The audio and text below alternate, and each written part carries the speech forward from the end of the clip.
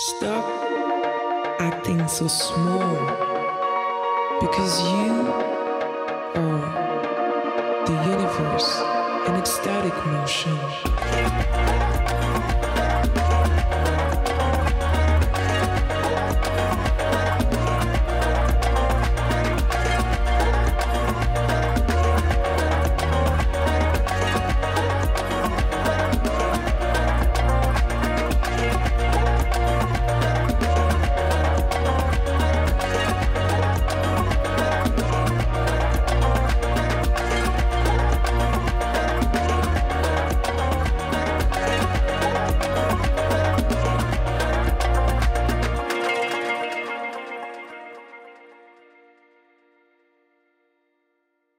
Bonjour à toutes et à tous, merci de m'accueillir. Alors on dit souvent qu'on est soit plutôt rationnel ou plutôt émotionnel. Et j'ai envie de commencer par vous demander, par lever de main, qui dans cette salle se considère plutôt rationnel par lever de main, s'il vous plaît?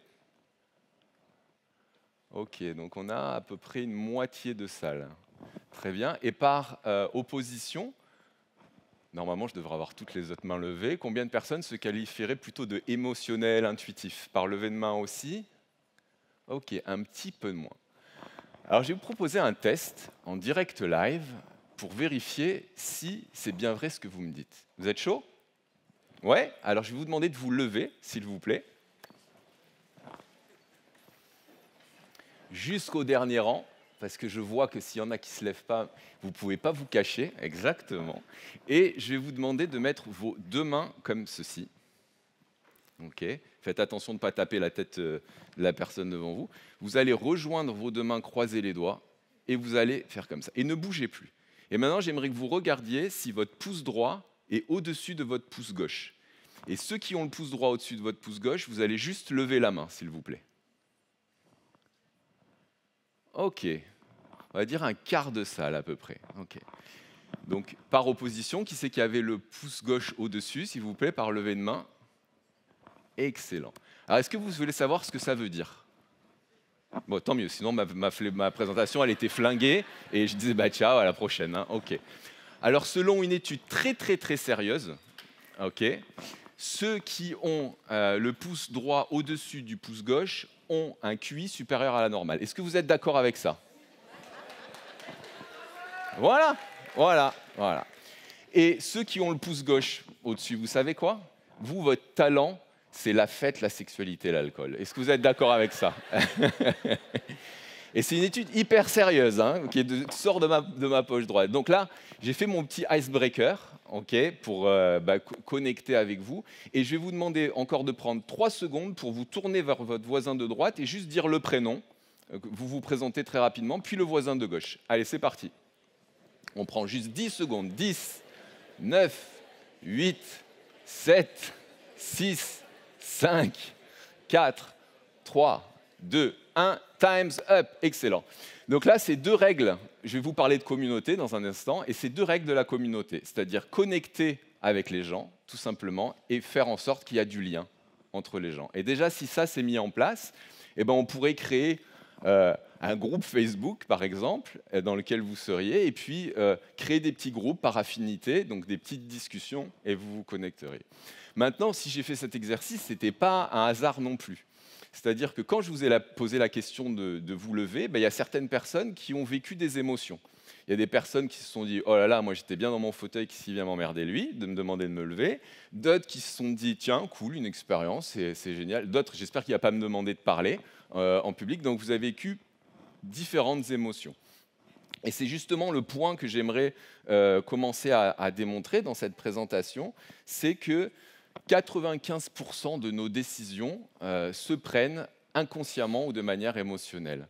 Et que ça soit Robin Malwicka dans son ouvrage Le choix émotionnel et la théorie du choix émotionnel qui a été publié par Oxford University, que ça soit des tests IRM qu'on a fait sur les gens au moment de leur poser des questions et qui devaient faire un choix, où on a vu que c'est l'amygdale en fait qui se stimule, donc l'amygdale, hein, la glande du cerveau qui est très très impliquée dans le système de décision émotionnelle. En gros, si vous avez une lésion de l'amygdale et qu'il y a un serpent qui arrive sur vous, vous allez dire « Ah, tiens, je serais censé avoir peur ». Vous n'allez pas pouvoir ressentir d'émotions ni ressentir d'émotions chez les autres.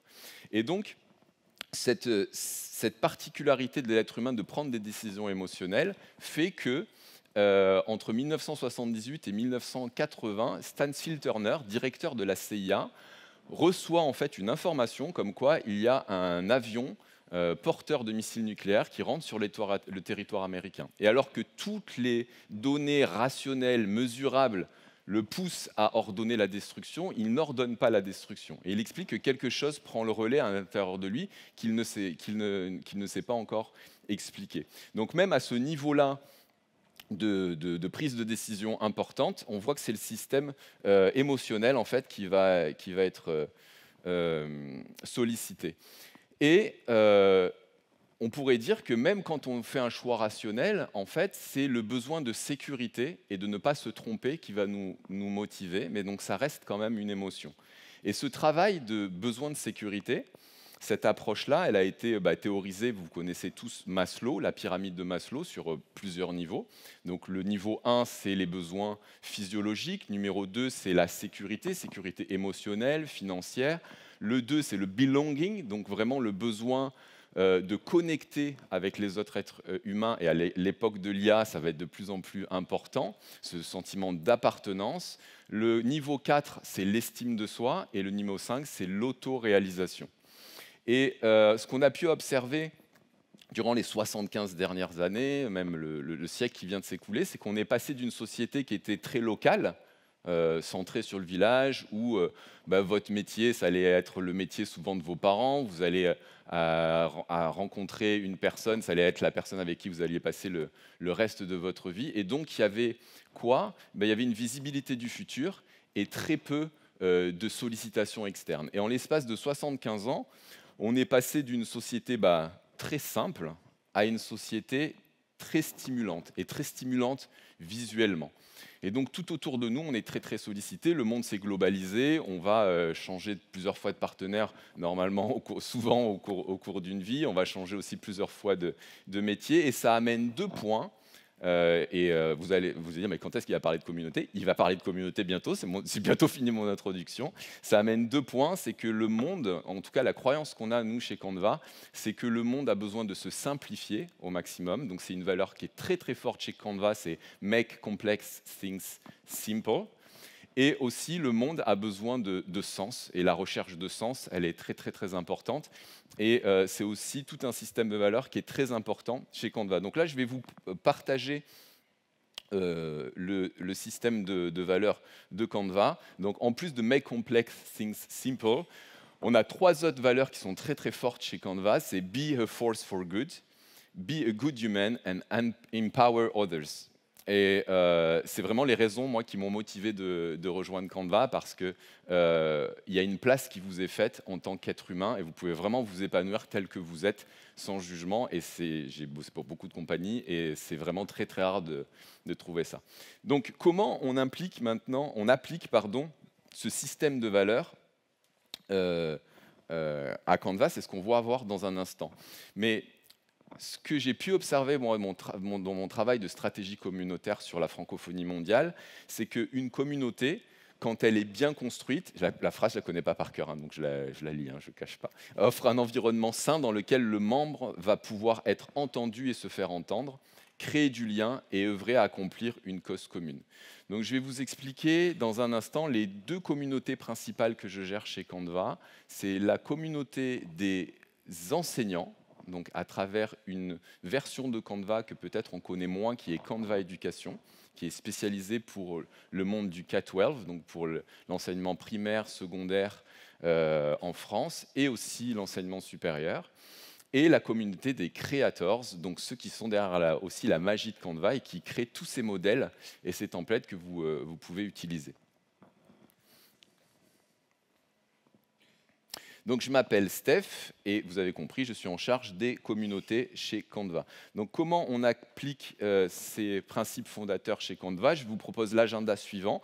Donc parler de qu'est-ce qu'une communauté, du moins la conception qu'on a d'une communauté chez Canva, les do and don't dans le community building.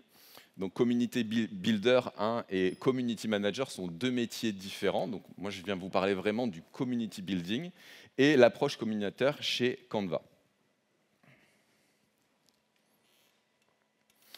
Donc, pour nous, la définition que j'ai choisi de vous donner pour une communauté, c'est pas donc une communauté religieuse, c'est pas une communauté régionale, c'est un groupe social dont les membres ont des intérêts communs. Et c'est le lien que je fais avec le début de la présentation, l'émotion, c'est ce qui va faire bouger les gens, c'est ce qui donne envie aux gens de se réunir. Et donc, plus on va réussir à fédérer les gens autour d'un but commun, d'une passion commune, d'une œuvre à accomplir, donc vous voyez cette notion de quête de sens, plus il va se passer des choses magiques au sein de la communauté. Par exemple, au sein des communautés de Canva Éducation et Creators, il y a une entraide incroyable, elle est quasiment autonome en fait. Une communauté, quand elle est bien, les fondements sont bien placés, elle est autonome, elle s'autogère. Il y a des gens qui prennent naturellement le lead et le community builder, il n'est pas là pour shiner en fait. Il n'est pas là pour se mettre devant et dire coucou, c'est moi. Il est là pour porter les autres et les mettre devant. Et moi, c'est ce qui me plaît beaucoup en fait dans mon métier, c'est que dans la communauté, je permets aussi à des personnes de se réaliser, à retrouver la passion de l'enseignement et à la transmettre grâce à l'outil Canva Éducation. Juste un petit rappel aussi, une audience n'est pas une communauté, puisqu'il y a vraiment ce lien entre les membres et la communauté est vivante. Il y a les notions d'entraide, il y a les notions de co-apprentissage. L'audience, c'est différent. Donc une vraie communauté, pour nous, c'est une communauté qui est autonome, qui acquiert de nouveaux membres en organique, qui fidélise et engage et qui s'entraide. Elle est aussi hébergée sur une plateforme communautaire, donc non pas Facebook, ou non pas un réseau social. Donc les plateformes communautaires, il y en a plein, il y a Discord, il y a Circle, il y a WhatsApp qui a ouvert sa fonction groupe, il y a Twitter, pas Twitter, mais groupe Messenger. Donc il y a plein en fait de plateformes communautaires. Ma préférée, c'est Discord, mais ça, c'est une particularité aussi. Donc pour tous ceux qui rassemblent des gens, pour qui en fait, qui a besoin d'une communauté? Pour tous ceux qui rassemblent des gens avec l'intention de créer des relations significatives et durables, donc que ce soit des fan clubs, que ce soit un département RH, que ce soit des organisations d'anciens élèves, un incubateur de start-up, des programmes de bourse. Et qu'est-ce qu'on peut faire avec une communauté? Eh bien, voilà quelques exemples. On peut créer par exemple un panel d'utilisateurs pour co-construire avec eux l'offre dont ils rêvent. On peut fidéliser des clients, on peut capter de nouveaux leads, on peut attirer les talents aussi au sein d'une stratégie RH, on peut renforcer une marque, on peut valider une proposition de valeur. Et Canva s'est créé vraiment sur une base communautaire.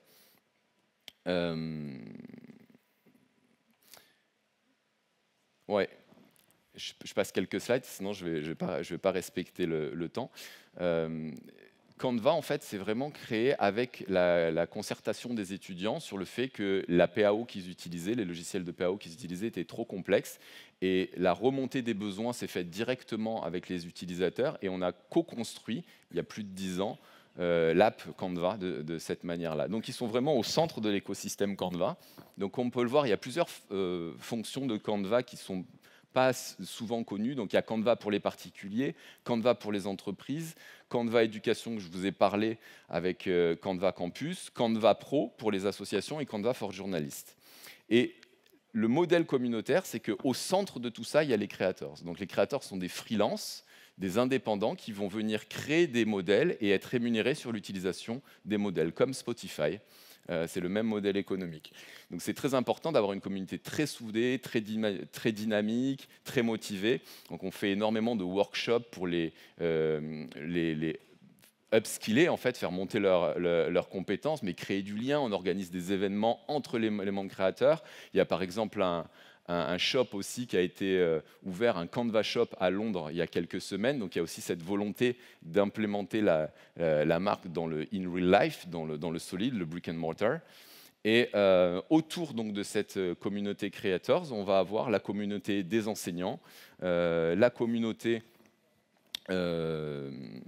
des Canvassadors, la communauté du Design Circle et la communauté des associations. Donc moi, je m'occupe des Creators et enseignants.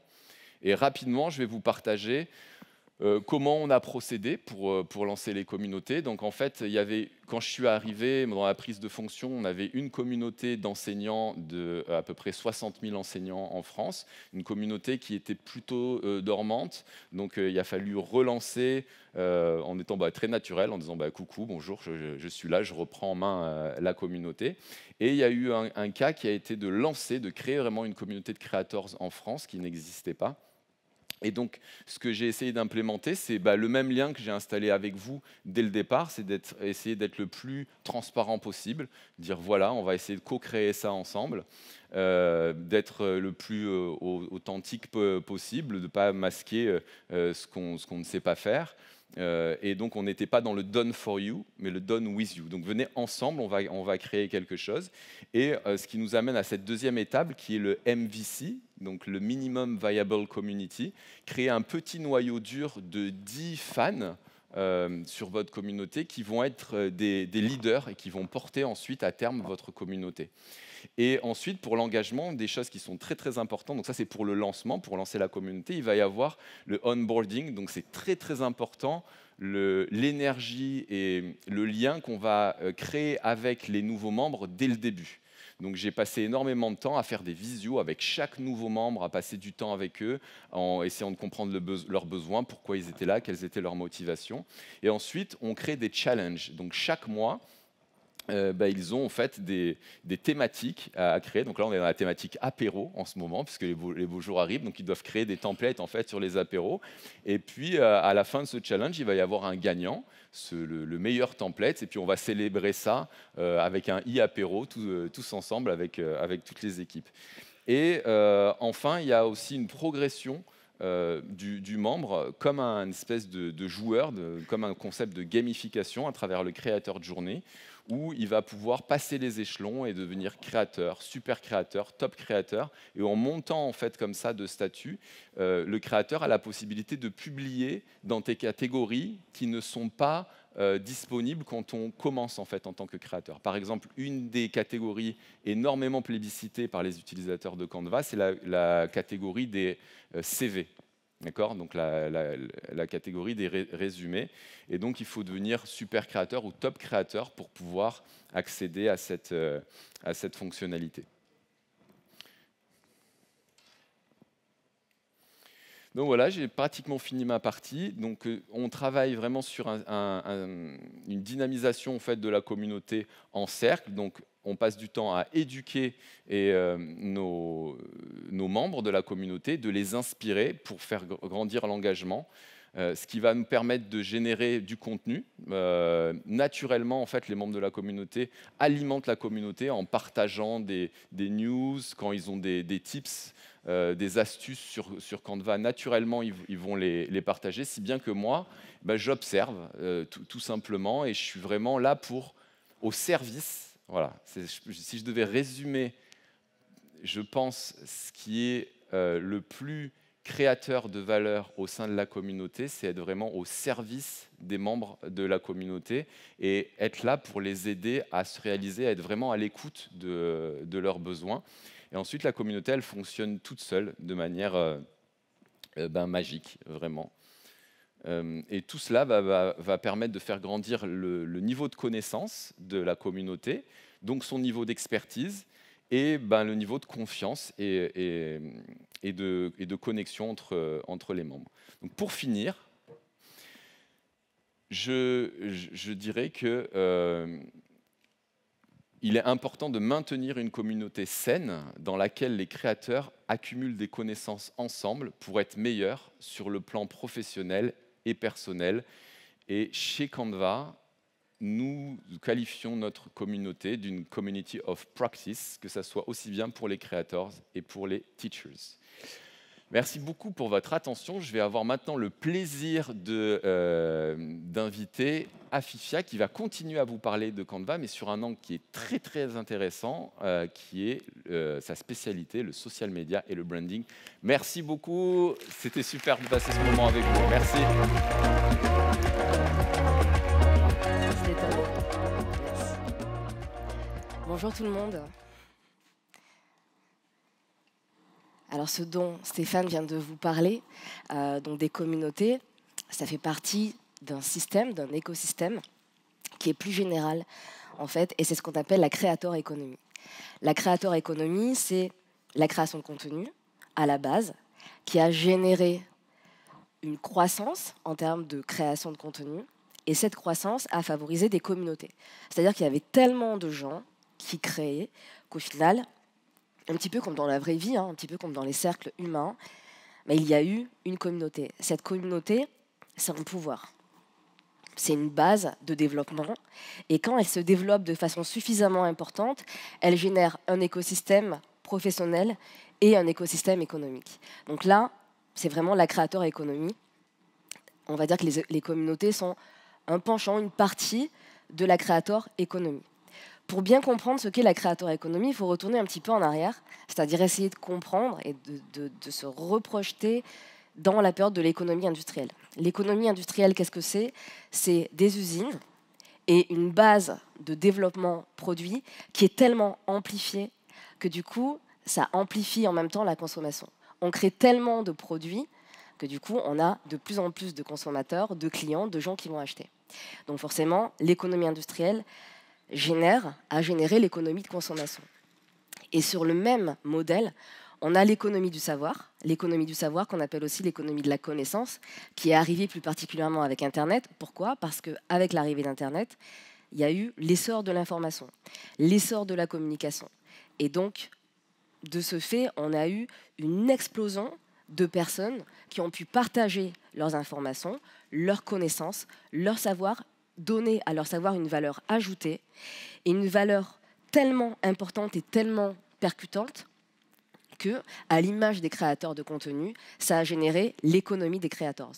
Et donc l'économie du savoir, l'économie de la connaissance, avec l'arrivée d'Internet, et la créativité, avec les creators, tous les deux ont un point commun qui est intéressant. C'est qu'en plus de créer de la valeur monétaire, en plus de créer une valeur économique, c'est un peu un cercle vertueux. Parce que, contrairement à l'argent, où plus on en donne, moins on en a, la créativité et le savoir et la connaissance, plus on en donne et plus on en a. Et ça, c'est quelque chose de très vertueux. Et on s'est beaucoup posé la question de savoir comment on pouvait contribuer à ça. Parce que Canva, quand ça a été créé il y a quelques années, il y a un peu plus d'une dizaine d'années, ça a été créé par Melanie Perkins. C'est australien. Je le précise parce que tout le monde croit que c'est américain, mais c'est australien, Canva. Et elle l'a créé parce qu'elle donnait des cours donc, de création graphique à la fac. Les gens avaient énormément de difficultés à appréhender les logiciels graphiques existants. Et donc, elle s'est demandé comment simplifier la création graphique et comment contribuer à l'essor de l'économie de créateurs. Parce que Melanie Perkins avait observé, pressenti que ça allait arriver. Donc, avant d'aller plus loin, voilà, je me présente rapidement. Je suis Afifia, Content Marketing et Social Manager chez Canva. Je travaille chez Canva depuis un peu moins de 7 ans. Quand on est arrivé, il y avait, tout était encore en anglais, donc il fallait localiser, apporter ça. Et on s'est beaucoup interrogé sur la société de contenu, le système de contenu en France. Et donc, mon travail au quotidien, c'est d'observer le contenu, essayer de comprendre comment il évolue et surtout, essayer de comprendre comment on peut l'utiliser comme une force à la fois créative, de développement professionnel et une force économique dans son quotidien. Donc ça, c'est vraiment une interrogation qu'on a au quotidien. Ça fait partie évidemment de l'économie visuelle. Et donc l'économie visuelle, on va dire la creator economy que j'ai cité tout à l'heure, c'est un élément de l'économie visuelle. Parce que quand on parle de creator economy, évidemment, on parle des créateurs, donc on n'est plus sur une approche indépendante. Pour autant, c'est vraiment juste un panel, parce qu'on va voir après que les entreprises sont également dans ce système-là. On est à l'ère de l'économie visuelle, au cas où ce n'était pas clair depuis le début. Et donc, dans une ère de l'économie visuelle, on est vraiment au tout début. C'est-à-dire qu'on crée du contenu, le contenu s'est démocratisé depuis peu de temps. C'est-à-dire que ce qu'apporte cette nouvelle ère, c'est que les créateurs indépendants, les particuliers, peuvent faire partie de cette économie-là et travailler avec les entreprises. C'est d'ailleurs pour ça que de plus en plus d'entreprises font appel à des créateurs indépendants qui sont moins chers que les agences web ou com, et donc du coup qui apportent une vraie valeur ajoutée, et en même temps les agences web et les agences com qui du coup voient une concurrence, en tout cas auprès des marques avec ces créateurs indépendants, sont obligés d'améliorer également leur contenu, et donc ce à quoi on assiste, c'est à une réflexion et à un effort commun de se demander comment on peut faire pour améliorer son contenu et faire en sorte qu'il ait une portée, une valeur ajoutée impactante, dans tous les sens du terme. Il y a 50 millions de créateurs de contenu, ça c'est ce qu'on a vu en 2022. 50 millions, aujourd'hui, ça c'est clairement, le chiffre est clairement augmenté, parce que 50 millions, c'est 15 fois plus qu'en 2015. Donc ça évolue très très rapidement. Le problème, c'est que sur ces 50 millions de créateurs de contenu, il y a seulement 3% qui gagnent bien leur vie avec. Quand je dis bien leur vie avec, ça veut dire qu'ils arrivent à dégager un revenu annuel de 20 000 $, qui est le revenu minimum pour considérer qu'on vit avec, on peut vivre avec, entre guillemets. C'est très peu. C'est très peu parce que, pour l'instant, ceux qui bénéficient justement de ce système-là, financièrement parlant, ceux qui en bénéficient le plus, ce sont les stars de YouTube, les stars de TikTok, les créateurs de contenu qui sont vraiment, vraiment en avant, donc ce qu'on appelle voilà, vraiment les maxi-influenceurs. Mais ce que ça veut dire aussi, c'est qu'il y a une énorme marge de progression. Et comme on va créer de plus en plus de contenu et que le contenu va avoir de plus en plus de valeur, ce que ça veut dire, c'est que ceux qui ne font pas partie des 3% ont également leur chance de pouvoir vivre de leur contenu et de la création de contenu. À tel point que pour les logiciels de création graphique et pour les logiciels de design, ce marché représente plus de 110 milliards par an. Et c'est uniquement pour les logiciels graphiques et pour les logiciels de design, ça n'inclut même pas les autres entreprises. Pour vous dire que l'ère de l'économie visuelle dans laquelle on est en train tous d'entrer va vraiment changer la donne, et que c'est vraiment une ère qui est très riche, avec beaucoup, beaucoup d'opportunités. Considérant cette opportunité-là, chez Canva, on a réalisé le rapport sur l'économie visuelle. C'est un des rapports les plus importants, pour ne pas dire le plus important, qui a été fait. On a interrogé plus de 1600 entreprises dans le monde. Ça a été une étude très poussée qu'on a fait sur plusieurs mois. Et c'est un petit peu ce que je vais essayer de vous présenter. Je vais vous présenter un petit peu le récap de cette étude avec certaines slides, essayer de le faire rapidement parce qu'en 20 minutes c'est cruel, mais malheureusement je dois faire du tri.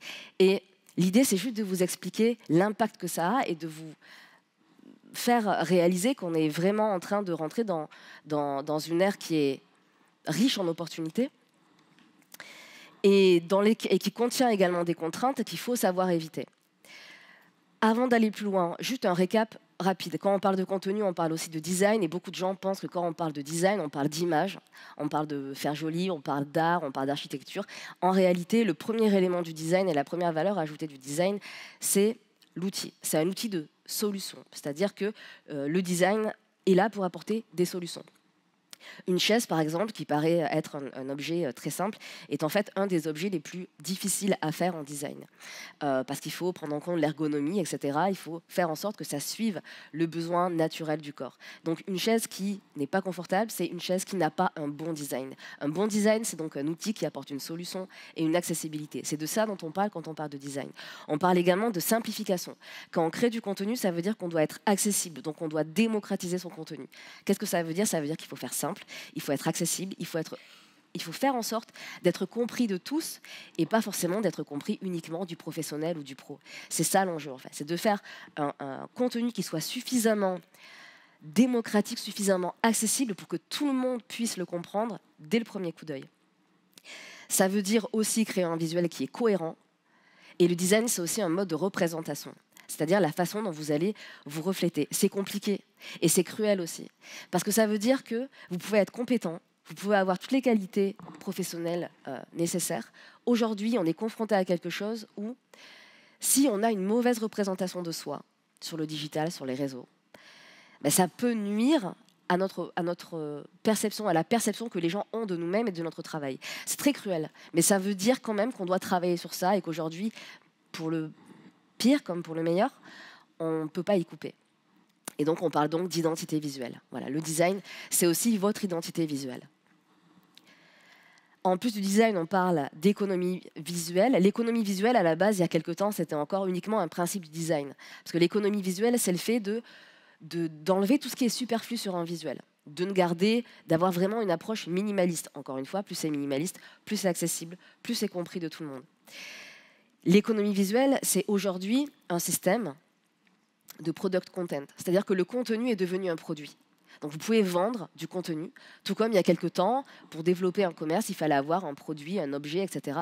Aujourd'hui, c'est comme si le contenu était un objet digitalisé. Donc en gros, vous vendez un produit, vous mettez en avant un produit, mais le produit, c'est un contenu, c'est votre création, c'est votre imagination. C'est donc une approche marketing qu'on propose, parce que comme le contenu est digital, il est partagé en ligne, et donc on va l'intégrer dans une approche marketing. C'est-à-dire qu'un contenu, un visuel, peut se suffire à lui-même pour promouvoir votre marque ou votre activité. On est également, quand on parle d'économie visuelle, on parle d'évolution. On est en plein dans l'évolution. Je ne sais pas si tout le monde le réalise, nous on l'a compris depuis longtemps, parce qu'en fait on sent chez Canva qu'on est vraiment dans une période de transition. On le sent parce que nos utilisateurs nous demandent des choses qui sont de plus en plus précises. On n'a plus les mêmes utilisateurs qu'il y a 10 ans. Où il y a 10 ans, tout le monde commençait. Aujourd'hui, on a des pros. On apprend beaucoup de nos utilisateurs. On apprend même des tricks de nos utilisateurs. Tellement Canva est un outil qui est souple et fluide. Donc, le fait de voir les qualités, les talents que peuvent avoir nos utilisateurs, ça prouve qu'on est vraiment dans une visual economy, dans une économie visuelle, parce que nos utilisateurs sont des acteurs de ce système-là. Et comme c'est en pleine évolution, on est dans une opportunité. C'est une opportunité unique, je vous le disais tout à l'heure, 110 milliards de dollars par an, uniquement pour les logiciels de graphisme, sans parler des entreprises. C'est une opportunité incroyable.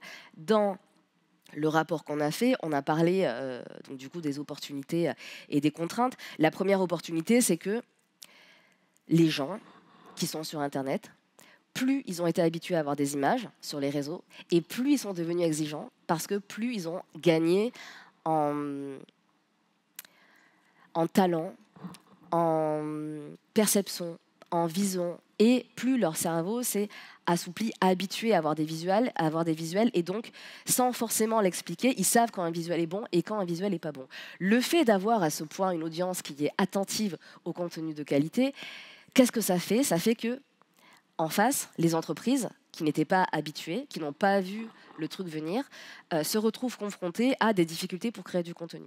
Soit ils ont des difficultés pour avoir les outils nécessaires. 64% des entrepreneurs qu'on a interrogés nous ont dit qu'ils n'étaient pas satisfaits des outils qu'ils utilisaient avant du coup de découvrir Canva. Et même en découvrant Canva, en fait, c'est quelque chose qui se fait petit à petit parce que c'est une habitude. Beaucoup d'entre eux demandent à leurs employés, même ceux qui ne sont pas graphistes, de manipuler, de maîtriser un logiciel de graphisme ou Canva. Donc c'est devenu un besoin. Et donc les entreprises sont confrontées à ça en ce moment. Elles sont confrontées en fait à une obligation de s'adapter. C'est formidable parce que c'est très démocratique, puisque du coup maintenant ce sont les créateurs de contenu qui ont le pouvoir et qui peuvent du coup entrer là-dedans et peser dans la balance. Le contenu visuel, s'il est important aussi pour les entreprises, c'est parce que c'est évidemment un accélérateur de vente. On sait qu'un bon contenu va augmenter l'engagement et donc, de facto, ça va avoir un impact sur le cycle de vente. Donc forcément, c'est ce qui explique, c'est la raison majeure qui explique que les entreprises aujourd'hui veulent investir dans un logiciel de graphisme, dans l'image, dans la communication, et qu'ils investissent autant pour des agences web, pour tout ce qui relève de la stratégie, mais ils investissent également dans les influenceurs, dans les contenus de créateurs, et créateurs, toutes catégories. On parle autant du micro-influenceur que du macro-influenceur. La communication visuelle est devenue un impératif commercial. Donc là encore, quand je parle de l'économie, de l'ère de l'économie visuelle, c'est aussi parce qu'on est vraiment au cœur de l'économie, hein. L'attente est clairement commerciale. Le contexte de cette présentation, il y en a 4. D'abord, c'est que modification des attentes visuelles. Ça, c'est un petit peu ce qu'on a compris de tout, autant du côté des entreprises qu'on a interrogées que du côté des créateurs avec lesquels on travaille. On a également une contrainte, c'est qu'on doit s'adapter au syndrome de déconcentration. Là, on vit une période où on est tous déconcentrés. On ne sait plus trop ce qu'on fait, on a du mal à tenir longtemps parce que plus on est habitué à avoir des visuels, plus on a envie. En fait, on a un indice de satisfaction qui a besoin d'être sans cesse nourri. Et donc, quand on voit une image, on a envie d'être nourri immédiatement, très rapidement. Et on passe moins de temps à étudier les choses. Donc, essayer de créer un visuel, je ne dirais pas avec l'effet waouh, mais en tout cas qui soit impactant, c'est important parce qu'on doit pallier ça. Le contenu visuel facilite l'acquisition et l'engagement de l'audience, ça je l'ai dit.